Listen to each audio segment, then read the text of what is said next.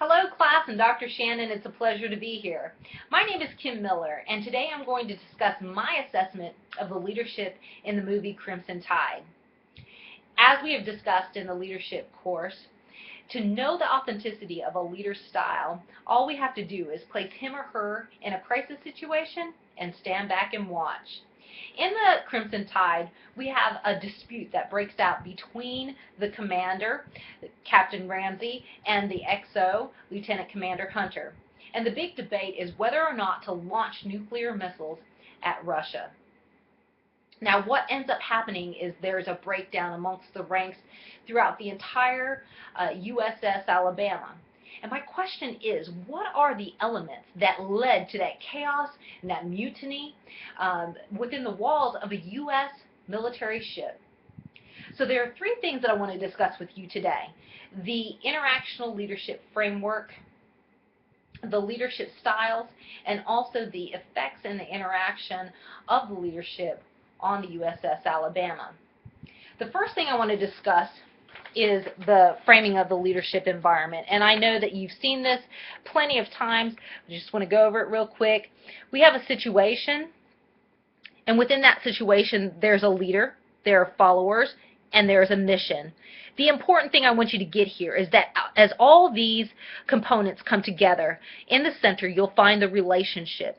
And it is in those relationships that you find true leadership. That's where true leadership happens.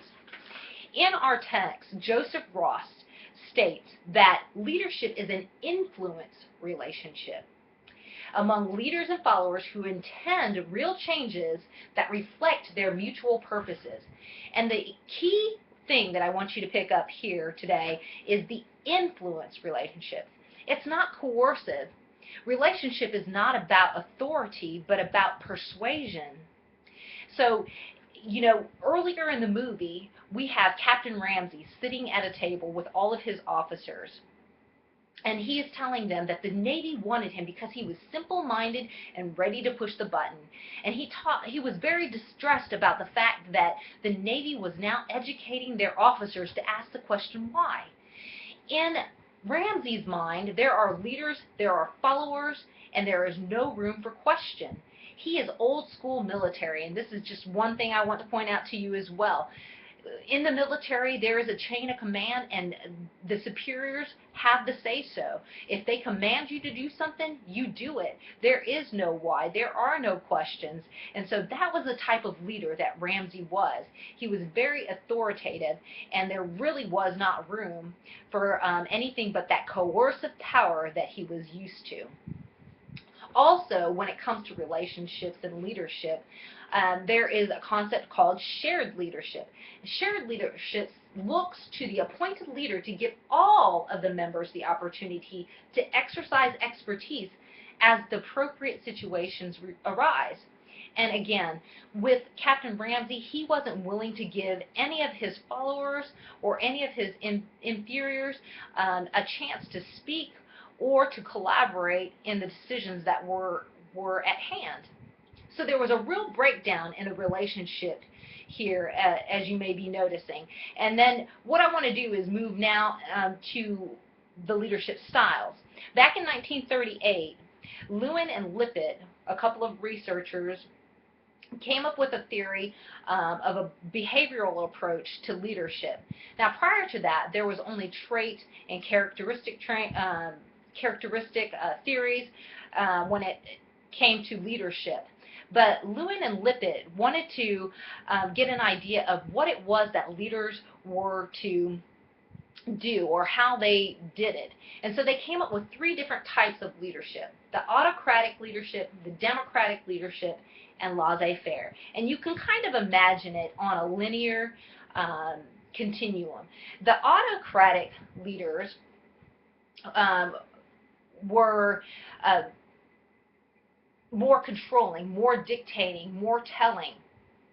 And typically there was lower production within those groups, especially when the leader was gone, because they were so used to them being told what to do. And there's also an increase of aggressive behavior amongst the leaders and the followers of an autocratic group. If you move down the spectrum to the democratic group, there is more participation, more collaboration, more interaction within the democratic group because there's more room for creativeness, there's more room for individuality. And then if you move down to the laissez-faire group, those leaders primarily stay out of the way. They don't really interact with the followers unless they're asked to do so. In the situation with Captain Ramsey and Lieutenant Commander Hunter, there was definitely an autocratic leadership style.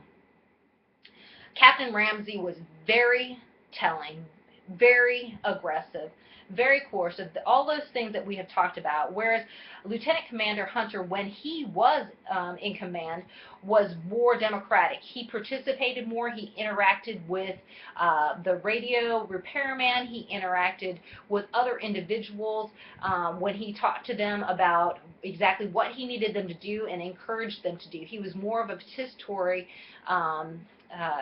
leader versus Ramsey, who was more of just a straight autocratic leader. Now, what were the effects in the interaction? I've talked a little bit about the interaction with Captain Ramsey and Lieutenant Commander Hunter. Ultimately, what happened was there was a breakdown of trust within the ship. Even between Hunter and his best friend, the weapons master, there was a breakdown there, a lack of trust, lots of confusion. And so what turned out to be a good thing could have potentially been very devastating. Today I've discussed with you the interactional leadership framework. I've also talked to you about leadership style, and I've talked to you about the effects and interaction on the USS Alabama. I thank you for your time. Have a good night.